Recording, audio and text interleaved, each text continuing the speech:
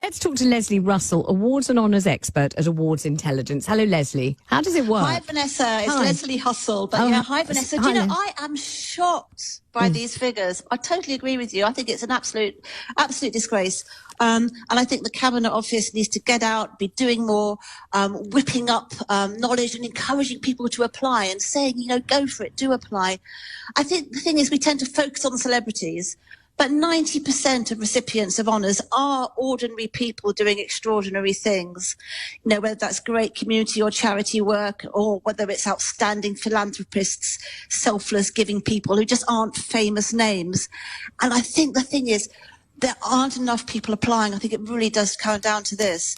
And do we think that the reason why so few working class people and so few Northerners have been getting these awards, that they just think, oh, well, first of all, they haven't heard that you can apply. Secondly, they're not sure how to apply. Thirdly, they think, oh, well, it doesn't really apply to the likes of me, so I won't bother. Is that what's going on? I think all those. Yeah, I think totally. Yeah. I think all those. Keir Starmer has said that one of his priorities, people he wants to see getting honours, are those who are breaking down barriers to opportunity in education, for example. Well, fantastic. That's exactly right. And that's really got to be reflected at the higher levels of the honour system.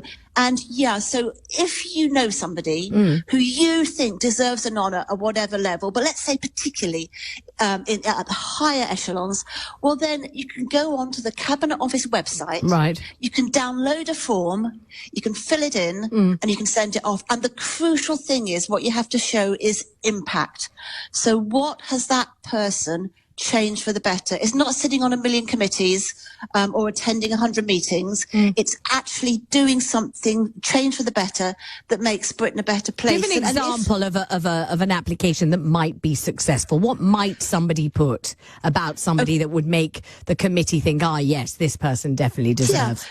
So I'm thinking of the scientist who got out of her lab, and she toured around the country in her own time, talking to kids about chemistry, about physics, enthusing girls particularly about science subjects.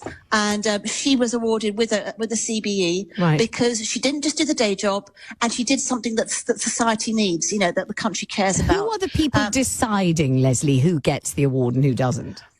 Okay, so initially you send your application into the Cabinet Office, and then they do a first sift and they see, is there impact? Has this person made a difference? And then it goes to honours committees who shadow government departments. So you'll have the Education Committee, the Science Committee, the Sports Committee, Culture, and they look at the applications, and really then it becomes a bit of a beauty contest, because they are judging one against the other.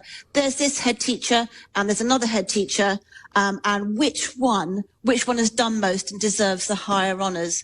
And if you're not sure, if you've got somebody in mind, but you're not sure if you think that they would qualify, well, talk to us at Awards Intelligence, and we can give you really strong guidance as to whether your person, has done enough. And can people nominate themselves, or can it be your mother or your brother, or who can nominate whom? Yeah, I mean, if you think that you really deserve it, then talk to your mum, talk to your wife, talk to your son, talk to your business colleagues, talk to the chair of the charity, get somebody else to put you forward. You can't do it yourself.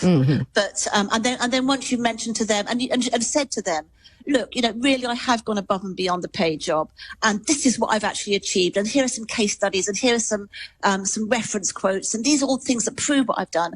Then you step away from it and you let them get on with putting the nomination together. And what do you know of the effect it has on people's lives if they do receive this kind of award? Yeah, I mean, it's getting an honour. It is absolutely one of the highlights of their lives. The day that they go to the palace or they go to Windsor Castle, and the King or the Prince of Wales pins the medal on their chest, and they go out with their family and they're all dressed up in their finery and they have their picture taken. Absolutely, unbelievable. And if they've got a charity, it gives them a platform to talk about it, to get more publicity. And of course, it instills trust, which is vital in any walk of life, it gives you more gravitas. But there's one more little benefit I just want to mention, Vanessa. Yes. Did you know that recipients of the MBE, so you were saying earlier, it's not to be sniffed at, No. and above, have the right to get married in St Paul's Cathedral, and so can their children. Wow, no, I did not know that. Wow, and that's my beautiful friend and colleague Mylene Class, who's just been awarded the MBE. Yeah. So my gosh, Yeah. and she's engaged. God, I wonder if she knows that. I better text her there you go. immediately.